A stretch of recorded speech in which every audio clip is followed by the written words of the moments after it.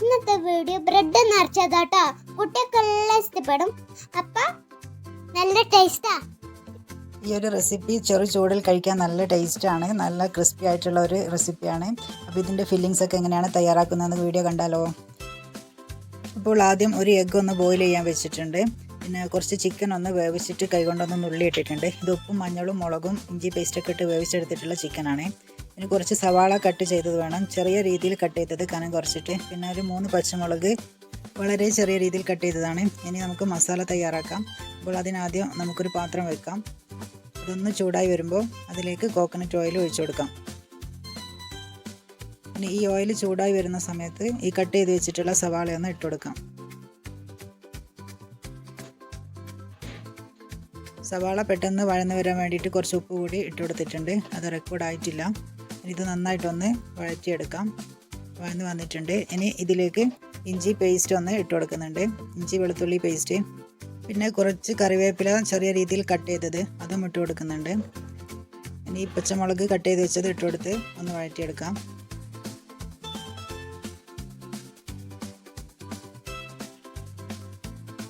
ഇതിലേക്ക് ഒരു നുള്ളു മഞ്ഞൾപ്പൊടി, പിന്നെ എരിവിന് ആവശ്യമായിട്ടുള്ള കുറച്ച് മുളക് പൊടി ഇട്ട് കൊടുക്കാം. പിന്നെ അതുപോലെ ഒരു നുള്ളു ഗരം മസാല പൊടിച്ചത് ഇട്ട് കൊടുക്കുന്നുണ്ട്. പിന്നെ കുറച്ച് മല്ലിപ്പൊടിയും ചേർത്ത് കൊടുക്കാം. ഇനി ഈ കറി പൗഡറുകളൊക്കെ ഒന്ന് നന്നായിട്ടൊന്ന് വറുത്തെടുക്കാം. ഇതിൽ നിന്നൊരു സ്മെല്ല് വരും, നല്ല വറന്ന് കഴിഞ്ഞാൽ. അപ്പോൾ ആ ഒരു സ്മെല്ല് വരുന്നവരെ നമുക്കൊന്ന് വറുത്തെടുക്കണം. അതിലേക്ക് ഇച്ചിരി വെള്ളം ഒഴിച്ചിട്ടൊന്ന് മിക്സ് ചെയ്തെടുക്കാം.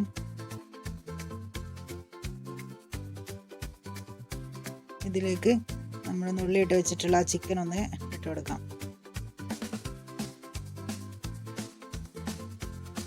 ചിക്കൻ വേവിക്കുന്ന സമയത്ത് മുളക് പൊടി ചേർത്തതാണ്. അപ്പോൾ ഈ മസാലയ്ക്ക് വേണ്ട മുളക് പൊടി മാത്രമേ ഞാൻ ചേർത്തിട്ടുള്ളൂ. ഇത് നന്നായിട്ടൊന്ന് മിക്സ് ചെയ്ത് കൊടുക്കാം. ഇതിലേക്ക് കുറച്ച് വെള്ളം ഒഴിച്ച് ഒന്ന് മിക്സ് ചെയ്തിട്ട് 1 മിനിറ്റ് ഒന്ന് അടച്ച് വെച്ചിട്ട് നമുക്ക് ഫ്ലെയിം കുറച്ചിട്ടൊന്ന് അടച്ച് വെച്ചിട്ട് വറ്റിച്ചെടുക്കാം. അപ്പോൾ ഫ്ലേവേഴ്സൊക്കെ ഒന്ന് മിക്സായി കിട്ടാൻ വേണ്ടിയിട്ടാണ്. അപ്പോൾ ഫില്ലിങ്സ് റെഡി ആയിട്ടുണ്ട്. നമുക്ക് ആ ബോയിൽ ചെയ്ത് വെച്ചിട്ടുള്ള എഗ്ഗ് ഒന്ന് ഞാൻ 4 പീസാക്കിയിട്ട് കട്ട് ചെയ്തിട്ടുണ്ട്. അതുപോലെ കുറച്ച് മൈദപ്പൊടി, കുറച്ച് ഉപ്പിട്ടിട്ട് ഈ ഒരു രീതിയിൽ ഈ ഒരു കട്ടിക്കൊന്ന് എടുക്കണം. ഇനി ബ്രെഡ് നിറക്കാൻ വേണ്ടിയിട്ട് ഈ ഒരു മോഡൽ ബ്രെഡാണ് എടുക്കുക. ഇത് റമദാനിൽ മാത്രം നമുക്കിവിടെ കിട്ടുന്നൊരു ബ്രെഡാണിത്. അപ്പോൾ ഇതിൻ്റെ മുകൾ വശമല്ല, അടിവശമാണ് നമ്മൾ കട്ട് ചെയ്തെടുക്കുന്നത്. അതൊന്ന് സ്ക്വയറിലൊന്ന് കട്ട് ചെയ്തെടുക്കാം. കട്ട് ചെയ്യുമ്പോൾ പൊട്ടിപ്പോവാതെ പതുക്കെ വേണം ചെയ്യാൻ വേണ്ടിയിട്ട്. ഇതിൻ്റെ ഈ ഒരു ടോപ്പ് ഒന്ന് നമുക്ക് മാറ്റി വെക്കണം. ഇത് ആവശ്യമുള്ളതാണ്. ഇനി അതിൻ്റെ ഉള്ളിലുള്ള ബ്രെഡൊക്കെ ഒന്ന് നമുക്ക് ഇതുപോലെ മെല്ലെ ഒന്ന് എടുക്കാം. വളരെ പതുക്കെ വേണം ചെയ്യാൻ വേണ്ടിയിട്ട്. 4 സൈഡും പൊട്ടാതെ വേണം നമ്മളിത് ചെയ്തെടുക്കാൻ വേണ്ടിയിട്ട്. അപ്പോൾ മാക്സിമം ഇതിൻ്റെ ഉള്ളിലുള്ള ബ്രെഡ് നമ്മൾ ഇതുപോലെ എടുക്കണം.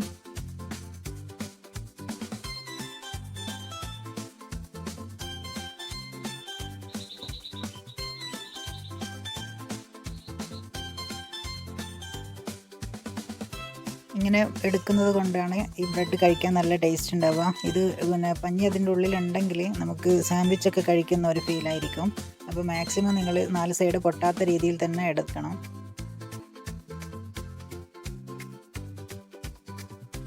ഇതിപ്പോൾ എല്ലാം ഏകദേശം റെഡി ആയിട്ടുണ്ട്. മൊത്തം എടുത്തിട്ടുണ്ട് ഞാൻ.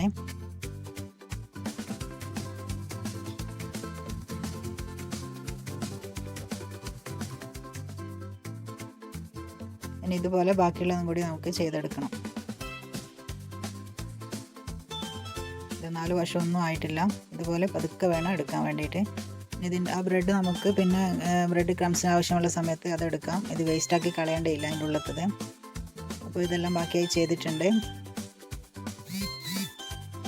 അപ്പോൾ ഓരോന്നിൻ്റെയും ടോപ്പ് അതിൻ്റേതായ രീതിയിൽ തന്നെ വെക്കണം, മാറിപ്പോവാതെ.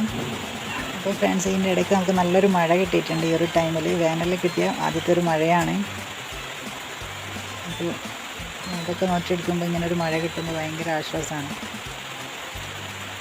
ഇനി നമുക്ക് ഈ ബ്രെഡിലേക്കൊന്ന് ഫില്ലിങ്സ് വെച്ച് കൊടുക്കാം. ആദ്യം നമുക്ക് തയ്യാറാക്കിയിട്ടുള്ള ചിക്കൻ്റെ ഫില്ലിങ്സ് അതിലേക്ക് വെച്ച് കൊടുക്കാം.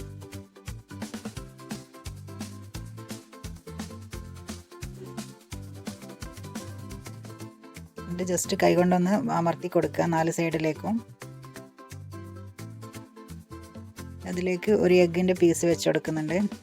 മുമ്പൊക്കെ ഈ ഒരു ബ്രെഡിലേക്ക് നമുക്ക് ഒരു എഗ്ഗ് ഫുള്ളായിട്ട് ബോയിൽ ചെയ്ത് വെച്ച് കൊടുക്കായിരുന്നു. പിന്നെ അത് ഹാഫാക്കി വെക്കാൻ പറ്റും. ഇപ്പോൾ തീരെ ചെറിയ ബ്രെഡാണ് കിട്ടുന്നത്. ഓരോ വർഷം കഴിയുന്നവരും ബ്രെഡിൻ്റെ വലിപ്പം കുറഞ്ഞിട്ടാണ് കിട്ടുന്നത്. അപ്പോൾ ഈ രീതിയിൽ എഗ്ഗ് വെച്ചതിന് ശേഷം മുകളിൽ വീണ്ടും ഫില്ലിങ്സ് വെച്ച് കൊടുക്കാം.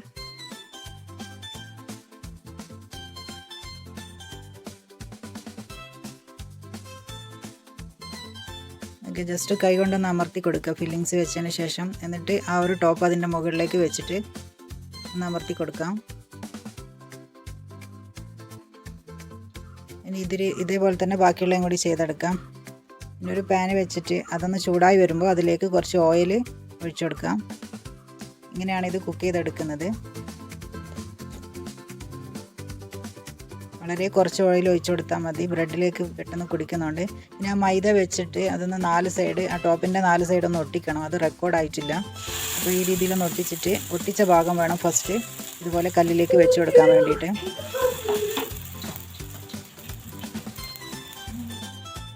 ഇതൊന്ന് ജസ്റ്റ് കുക്ക് ചെയ്യാം. ഫ്ലെയിം കുറച്ച് വെച്ചിട്ട് വേണം ചെയ്യാൻ. ബ്രെഡ് ആയതുകൊണ്ട് പെട്ടെന്ന് കരിഞ്ഞു പോകും. അപ്പോൾ ഫ്ലെയിം കുറച്ച് വെച്ചിട്ട് ചെയ്യാം. ഇതുപോലെ ഇടയ്ക്ക് കുറച്ച് ഓയിലൊന്ന് ഇതുപോലെ ഒഴിച്ചു കൊടുക്കാം. കരിയാതിരിക്കാൻ വേണ്ടിയിട്ടാണ് ഇങ്ങനെ ഓയിൽ ഒഴിച്ചു കൊടുക്കുന്നത്. ഇത് പെട്ടെന്ന് കുക്കായി കിട്ടും. മൈദ ഒട്ടിച്ച ഭാഗം മാത്രമാണ് പിന്നെയും കുറച്ചൊരു ടൈം എടുക്കുള്ളൂ. കരിയാതെ നമുക്കിതുപോലെ ഒന്ന് എല്ലാ വശവും ഒന്ന് തിരിച്ചിട്ടിട്ട് ഒന്ന് മൊരിച്ചെടുക്കണം. അപ്പോൾ തിരിച്ചിടുന്ന സമയത്ത് ശ്രദ്ധിക്കേണ്ടത് പിന്നെ കൈ പൊള്ളാതെ ശ്രദ്ധിക്കണം. നമ്മൾ കുക്ക് ചെയ്ത ഭാഗം ഏതാണെന്ന് നമ്മൾ കറക്റ്റ് ഓർമ്മ വേണം. അല്ലെങ്കിൽ അറിയാതെ തൊട്ട് പോയാൽ കൈ പൊള്ളിപ്പോവും. അല്ലെങ്കിൽ 2 തവി വെച്ചിട്ട് ജസ്റ്റ് ഒന്ന് തിരിച്ച് മറിച്ച് വിട്ടിട്ടൊന്ന് ചെയ്തെടുത്താലും മതി. എല്ലാ വശവും ഇതുപോലെ ഒന്ന് മൊരിച്ചെടുക്കണം.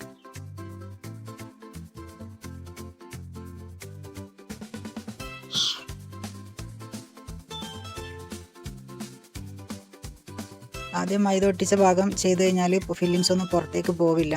അപ്പോൾ അതിനാദ്യം ആ ഒരു ഭാഗമാണ് നമ്മൾ ഫസ്റ്റ് കുക്ക് ചെയ്തെടുക്കുന്നത്. ഇതിൻ്റെ അടിവശവും ടോപ്പ് വശവും എല്ലാം നന്നായിട്ട് ഇതുപോലെ ഒന്ന് മൊരിച്ചെടുക്കാം. ഇടയ്ക്കിടയ്ക്ക് ഇതുപോലെ ഓയിൽ ഒഴിച്ചു കൊടുക്കണം, കരിയാതിരിക്കാൻ വേണ്ടിയിട്ടാണ്.